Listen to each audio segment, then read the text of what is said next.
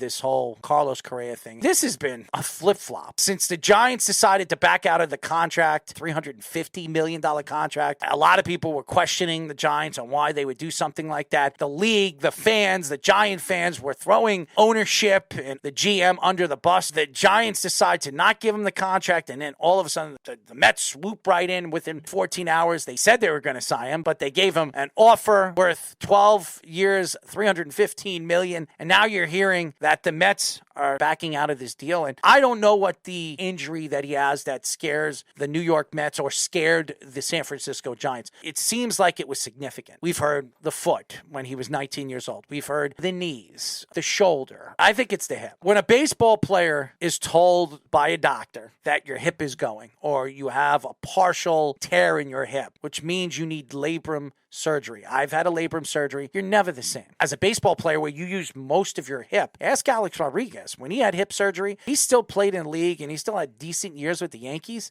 but he wasn't the same player. Especially defensively. Yes. So to lose a player to a labrum tear, he's going to be out for the whole year. The next year, when you're giving him 12 years where you expect him to be your third baseman for the next 8 years as a starter, and you don't think that he'll be able to do that consistently for the next 8 years, that's a problem. Even though you're paying him $26 million and it's a bargain for a player that talented, who I believe is still a top 10 talent, it still scares you. And I think if you're a Met fan, you should be scared. Now, there are going to be a lot of good free agents next year. Manny Machado, if they're looking for a third baseman, is probably one of the best third basemen we're going to see available since he was available when Baltimore didn't sign him. Jumped and he went to the Padres. I think he's done with the Padres. If the Padres don't win a championship this year, he's already opted out of the contract. So he is going to be a free agent. And he will be still in the prime of his career. I think he'll be 30 years old. Plays a lot and still one of the best defensive players in any position in the infield. And he's a power hitter. Now, if the Mets decide to not sign Carlos Correa, and somebody will, I wouldn't be surprised, and I don't want to say this,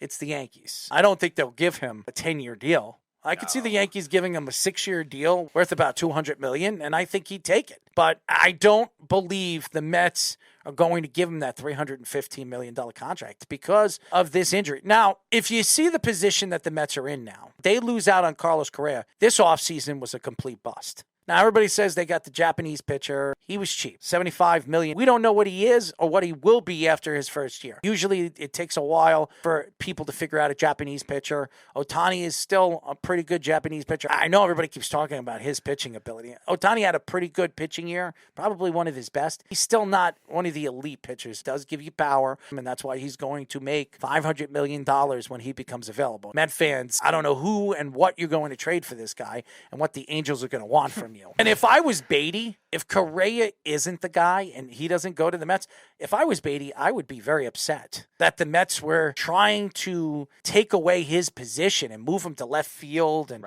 try to shift him. They gave up on him, and they never even gave him a chance. And this is the problem with the Mets. They push out their own guys to add another guy, another team's problem. I still believe the Mets are still negotiating with Carlos Correa. There has to be stipulations put in this contract. If he doesn't play out 6 years where he is playing at least 120 games every single year, they can opt out of the contract. If he does break that, the contract's not null and void. Even if he gets hurt his 7th or 8th year, if you can win a championship out of those years, I think the Mets would be very happy with that contract. Yeah, I think what right now is holding it up is because Carlos Correa did mention that he's not going to take a year cut and a pay cut in order to do it. So the Mets are either going to have to give him the 12 years and maybe a little less money per year, but still give him the 12 years security, or they're going to have to pay him more for like an 8-year contract like Dansby Swanson got, and he's going to get a lot more money than Dansby Swanson got. The terms in the deal, there might be some different incentives. I think that's what is holding up this contract because they don't want to pay him that kind of contract again, the 12 years, $315, or especially what the Giants gave him initially, the 13 years, $350. That's going to drive the market up for these other mid-market contenders in order to maybe get involved in that sweepstakes too. If Correa, if they think is the missing piece and they can give him that kind of contract, Correa is going to continue to use the Mets as leverage, whether he goes there or not. He might be smart in this process. And you mentioned the Yankees too. You're right. I don't think the Yankees would give him 10 years, but they're going to keep using the Yankees as leverage the same way. And we'll see if the Mets pull the trigger. It definitely worries me, especially if it is a hip injury or a foot injury for a shortstop, even if they do convert. I have a feeling the Mets will pull the trigger. They've gone too deep with this. Now they have to figure out if Carlos Carlos Correa is the missing piece, and they could win the World Series this year. They're one of the favorites if they get Carlos Correa. The way Uncle Stevie looks at it, if we can somehow get into the World Series or win the World Series, it was worth every bit of the move that they made to bring him in, even if he doesn't play out that 12-year deal. They haven't won in 40 years. If you're a Met fan and Carlos Correa helps you win a World Series in 2023, and that's all he does in 12 years, the Mets are still paying Bobby Bonilla. And they will be after Lindor's contract. Okay, so if they're still paying Bobby Bonilla and he never did anything for him, why wouldn't you care if the Mets gave him a 12-year deal and he wins you one championship? If the Yankees win one championship with Aaron Judge, it was money well spent. Uncle Stevie, he just wants to win a championship. He wants to bring a championship home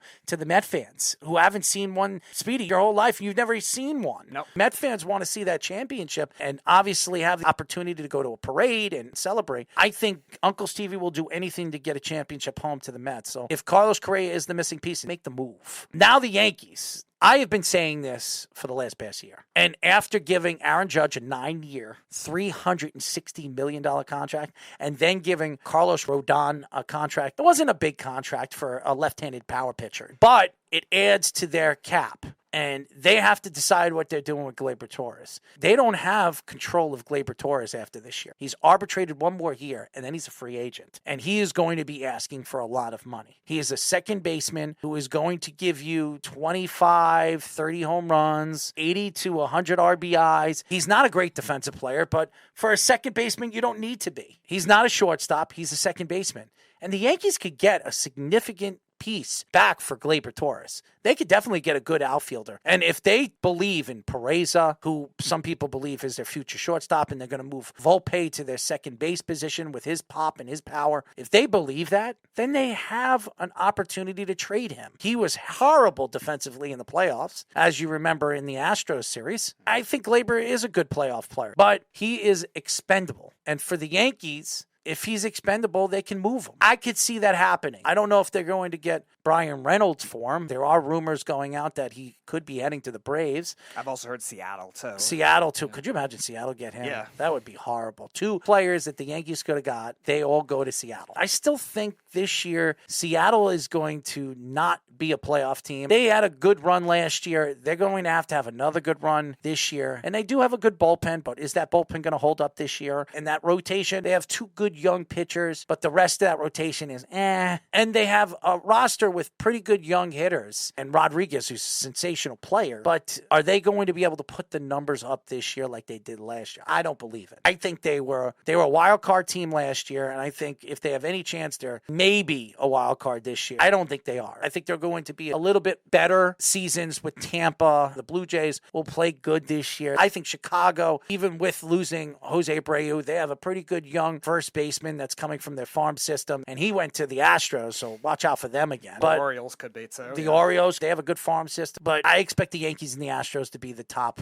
of the American League. Yeah. But I look at the Gleyber Torres, he's expendable. I think that's where the Yankees are looking to find their outfield of the future. Maybe Cabrera, but I think you can move him on the infield, you can move him on the outfield. I think he's a utility guy, and I think he's their future full-time utility guy. And to have a player of that magnitude that you can play him in second base, you can play him at third base, you can play him in the outfield at any outfield position, I think that's a good weapon that the Yankees could have moving forward. In addition to Reynolds, I've also heard trades with the Twins, and I've also heard trades with the Diamondbacks as a veteran guy and a reliever as well. With the Twins, Max Kepler was the main guy I was hearing a lot. I heard about that too. Yeah. Now, they would probably package another reliever with it. If you're trading Gleyber Torres to the Twins, you're going to have to give up a lot more than Kepler. No, I know. They're going to probably add a pitcher in there too. Devin Smeltzer, Bailey Ober, they're both young pitchers. Emilio Pagan, who's a reliever that's been good in the league, a lefty guy that could definitely help the Yankees bullpen. And the Diamondbacks too, the same kind of thing. Ketel Marte was the name I was hearing. Fast guy, good batting average guy. He could play second base. He could play center field. The Diamondbacks are making all kinds of trades this offseason, definitely trying to get younger. Torres is a young player, 27. And I think because of the Yankees' overload in the infield right now, they're definitely feeling the need to push for an outfielder too. Now, I don't think they're going to be limited to just an outfielder. It wouldn't surprise me if it could be a pitcher too, or it could be maybe a guy that's considered a top prospect. Get younger at some positions that the Yankees are not going to be able to pay because they're the second highest payroll in baseball. They're going to have to wait out a lot of these big contracts. And they're going to lose contracts in next year's offseason. The Yankees are going to have money to spend again next year. And maybe it's Manny Machado. I have have always believed that Manny Machado always wanted to be a Yankee, and for opting out of this contract, I did hear that Manny Machado wants to go back to the American League East.